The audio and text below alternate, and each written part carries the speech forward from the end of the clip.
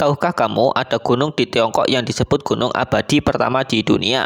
Gunung Wudang di Hubei bukan hanya indah, tapi juga pusat spiritual Taoisme sejak ribuan tahun lalu. Pada zaman dinasti Ming, 300.000 pekerja membangun kompleks kuil megah selama 14 tahun. Salah satunya adalah Golden Hall, kuil suci di puncak gunung yang dibuat dari 20 ton emas dan tembaga. Konon, bola api dan petir kadang muncul di sekitarnya, fenomena yang masih jadi misteri hingga kini. Mau tahu lebih banyak situs spiritual seperti ini? Follow dan like video ini untuk kisah sejarah menarik lainnya.